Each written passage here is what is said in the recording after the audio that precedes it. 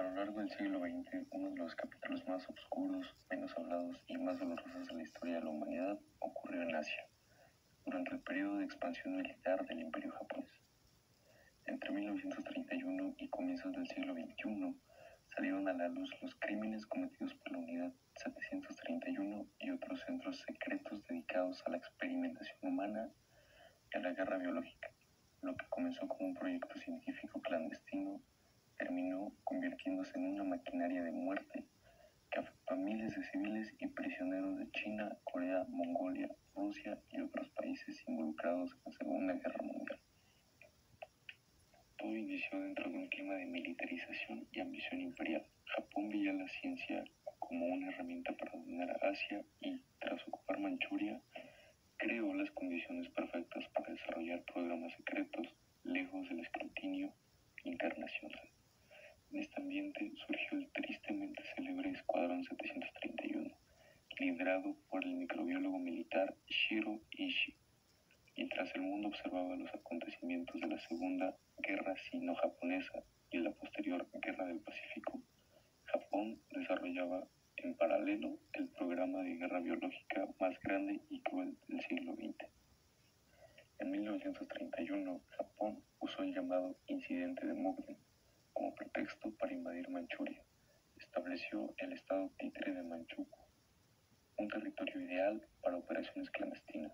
Allí, lejos de Japón, el ejército construyó bases militares que pronto se transformarían en laboratorios secretos donde se practicaría experimentación humana sin control ni oposición.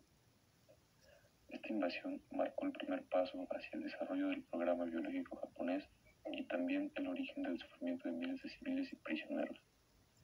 Un año después, en 1932, el doctor Shiro Ishii comenzó a impulsar agresivamente la creación de laboratorios para estudiar patógenos con fines militares. Estos centros se disfrazaban como instalaciones agrícolas o sanitarias, pero en su interior se investigaban enfermedades como la peste, el cólera y el antrax. Este fue el nacimiento formal del proyecto secreto que, pocos años más tarde, se convertiría en la Unidad 731. En 1936, Japón consolidó el programa con la creación oficial de la Unidad 731 en Pingfang, cerca de Harbin. Se construyó un enorme complejo de más de 150 edificios que incluía laboratorios de alta seguridad, prisiones, cámaras de congelamiento y plantas diseñadas para producir bacterias de forma masiva. También comenzó el reclutamiento de médicos y técnicos militares dispuestos a trabajar sin restricciones éticas. A partir de aquí, el proyecto dejó de ser experimental, se transformó en un programa industrializado de investigación biológica. En 1937, con la invasión total de China, Japón obtuvo acceso a millones de civiles y prisioneros de guerra, quienes se convirtieron en sujetos forzados de experimentación. Este año marcó un punto de escalamiento. La Unidad 731 intensificó los experimentos con peste bubónica, cólera y antrax. Muchos prisioneros fueron infectados deliberadamente y estudiados hasta su muerte, incluso mediante vivisecciones sin anestesia para examinar el daño interno en tiempo real. Entre 1938 y 1940, la Unidad 731 llegó a su periodo de mayor brutalidad. Comenzaron vivisecciones sin anestesia, experimentos de congelamiento para observar necrosis y se inoculó enfermedad tras enfermedad a prisioneros, incluidas mujeres y niños. Paralelamente, otros centros secretos del ejército japonés realizaban pruebas con radiación, quemaduras por rayos X y esterilización forzada. En esta etapa, Japón perfeccionó también la producción industrial de bacterias. En 1940, el ejército japonés llevó sus experimentos de laboratorio al campo de batalla. Aviones lanzaron pulgas infectadas con peste bubónica sobre ciudades como Nankín, lo que provocó epidemias devastadoras. También contaminaron pozos y ríos con cólera y tifoidea. Estas operaciones marcaron el inicio oficial de la guerra bacteriológica japonesa. Durante la Guerra del Pacífico, el programa alcanzó su capacidad máxima. Japón producía toneladas de bacterias al año y realizaba pruebas simultáneas en distintos climas. Los experimentos médicos se volvieron todavía más extremos. Transfusiones forzadas,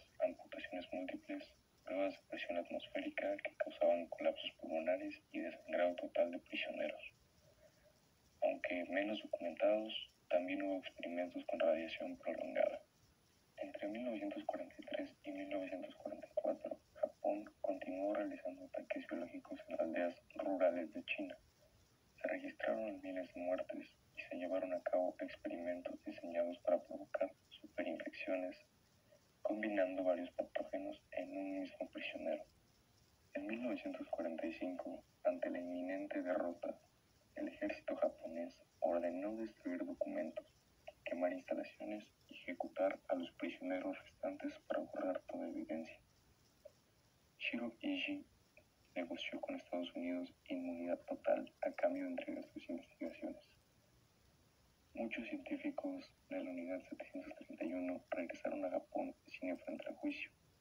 Incluso ocuparon cargos médicos importantes. Tras la guerra, la Unión Soviética realizó el juicio de Yavarovsk, en el que exmiembros confesaron sus crímenes. Mientras tanto, Estados Unidos clasificó información, impidió juicios y utilizó los datos de la Unidad 731 para su propio programa biológico. Este encubrimiento selló décadas de impunidad. Durante estas décadas, Japón evitó reconocer públicamente lo ocurrido. Solo sobrevivientes, activistas y académicos comenzaron a recopilar testimonios y documentos. En China nació el Museo de la Unidad 731 en Harbin, uno de los primeros espacios en exponer la verdad. Gracias a historiadores como Sheldon Harris y Peter Williams, la verdad comenzó a salir a la luz. Sus investigaciones detallaron el alcance de la experimentación humana y los ataques biológicos japoneses.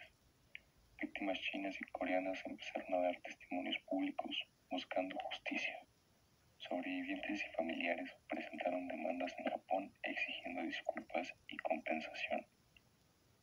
Aunque el gobierno reconoció parcialmente algunos hechos, negó cualquier pago económico. Por primera vez, un tribunal japonés reconoció oficialmente que Japón usó armas bacteriológicas. Sin embargo, rechazó otorgar compensaciones, argumentando que eran actos de guerra. La Corte Suprema confirmó la existencia de la Unidad 731, pero volvió a negar cualquier compensación, alegando limitaciones del derecho internacional. Esto desencadenó protestas en Japón y China. En los últimos años salió a la luz una enorme cantidad de documentos, fotografías y archivos desclasificados. Investigadores como Katsuo Nishiyama publicaron listas completas de miembros de la Unidad 731, superando los 3.000 nombres. Museos y archivos internacionales hicieron públicas máquinas, expedientes clínicos y evidencia que sobrevivió a la destrucción de 1945. Estas revelaciones han permitido reconstruir con mayor precisión que nunca la magnitud científica, militar y humana de los crímenes cometidos. Hoy, conocer esta historia no solo nos permite entender el papel oculto de la ciencia en la guerra, sino también honrar a las víctimas cuya memoria fue silenciada durante décadas. La historia de la Unidad 731 es un recordatorio de los peligros de la deshumanización y de la importancia de la verdad, incluso cuando llega tarde.